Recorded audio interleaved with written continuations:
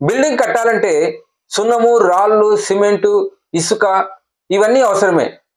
అలాగే మనం policy close చేయాలంటే మనకి prospectors, hot leads, cold calls, warm leads చాలా అవసరం. ఇవి ఉంటేనే మీరు పాలసీలు క్లోజ్ చేయగలరు. మరి ఈ లీడ్స్ మనకి ఎక్కడ దొరుకుతాయి అంటే ఈ యొక్క వీడియోలో నేను దాని గురించే ఎక్స్ప్లెయిన్ చేయబోతున్నాను. నేను MK Shankar. Welcome to our channel Shankar's advisory. నేను తమిళంలో చూపించినట్లుగా డామిట్స్ అంటే D for direct executives, A for advisors, for marriage, I for income, T for tax payers, S for social media. మీరు లీడ్లు పొందాలంటే నేను చెప్పిన ఈ యొక్క డామిట్స్ దగ్గరికి వెళ్ళండి. అప్పుడే మీకు పుష్కలంగా లీడ్స్ దొరుకుతాయి. మనము దీనిని ఒకదాని వెనుక ఒకటిని చర్చిద్దాం. సో మొదటిగా డైరెక్ట్ ఎగ్జిక్యూటివ్స్. వీరు ఎక్కడ దొరుకుతారంటే బ్యాంకులో పనిచేసేవారు, టెలికమ్యూనికేషన్ సంస్థలో పనిచేసేవారు, ఫోన్పేలో పనిచేసేవారు, మెడికల్ రిప్రజెంట్స్. ఇలా వీరి దగ్గర చాలా మంచి డేటా ఉంటుంది. ఆ డేటాని కానీ మీరు వారి దగ్గర నుండి తీసుకోగలిగితే మీకు పుష్కలమైన లీడ్స్ వస్తాయి. వారు మీకు డేటాను ఉచితంగా ఇవ్వరు. కాబట్టి వారితో ఒక అగ్రిమెంట్ క్రియేట్ చేసుకోండి. నేను పాలసీ క్లోజ్ చేసిన తర్వాత మీకు నేను ఇంత కమిషన్ ఇస్తానని. అప్పుడు మీకు వర్కౌట్ అవుతుంది. తర్వాత అడ్వైజర్స్. సమాజంలో అడ్వైజర్స్ ఇచ్చేవాళ్ళు ఎవరున్నారండి? డాక్టర్లు, లాయర్లు, chartered accounts, bankers, real estate సంస్థలో పనిచేసేవారు. వీరి దగ్గర కూడా మంచి క్లయింట్ లిస్ట్ ఉంటుంది. వారిని కానీ మీరు ఒప్పించగలిగితే మీకు పుష్కలమైన డేటా వస్తుంది. ఎం అంటే మ్యారేజ్.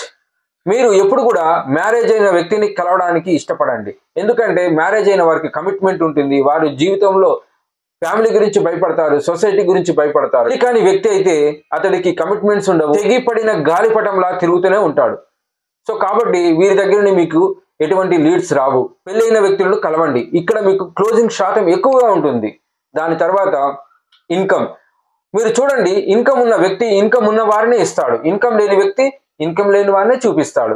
ఉదాహరణకు చెప్పాలంటే తాగుబోతు ఇంకొక తాగుబోతుతో తిరుగుతాడు. పనికి మాలిన వెధవలతోనే ఉంటాడు. మంచివారు మంచివారితో ఉంటారు.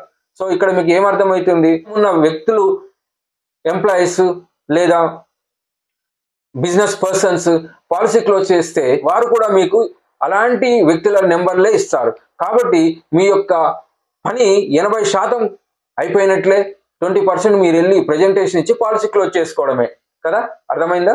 అలాగే నెక్స్ట్ టీ అంటే ట్యాక్స్ పేయర్స్. ఇక్కడ ట్యాక్స్ పేయర్స్ ఎందుకు పాలసీలు తీసుకుంటారంటే వారికి ఏటీసీ కింద 1,50,000 వరకు, ఏటీడీ కింద 25,000 నుండి 1,00,000 వరకు, ఏటీడీడీబీ 1,00,000 వరకు ఇలా వారికి ట్యాక్స్ ఎగ్జంప్షన్స్ వస్తాయి. కాబట్టి వారు పాలసీలు తీసుకుంటారు. వీరిని మీరు ఎక్కువగా కన్విన్స్ చేయని అవసరం లేదు. ఆటోమేటిక్గా పాలసీ తీసుకోవాలని ఒక ఇంటెన్షన్తో ఉంటారు. కాబట్టి మీరు ఈ యొక్క ఓఎన్డి అండ్ జేఎఫ్ఎం అంటే అక్టోబర్, నవంబర్, డిసెంబర్ మరియు జనవరి, ఫిబ్రవరి, మార్చ్ ఈ యొక్క ఎంప్లాయీస్ని ఎక్కువ కలవండి. కలవడం వల్ల మీకు పాలసీలు క్లోజ్ అవుతాయి. ఎస్ అంటే social media like WhatsApp, YouTube, Instagram, Pinterest ఇలా చాలా ఉన్నాయి. వీటిని కానీ మీరు ఉపయోగించుకున్నట్లయితే చాలా మటుకు లీడ్స్ మీకు ఈ యొక్క సోషల్ మీడియా ద్వారా వస్తాయి. మేము చూసాము, గమనించాము ఏమిటంటే రియల్ ఎస్టేట్లో ఎక్కువ మంది వారికి సోషల్ మీడియా నుండే లీడ్స్ వచ్చి వారు ప్లాట్లు కానీ అమ్ముతున్నారు. కాబట్టి ఇప్పుడు మీరు కూడా సోషల్ మీడియాను వాడండి.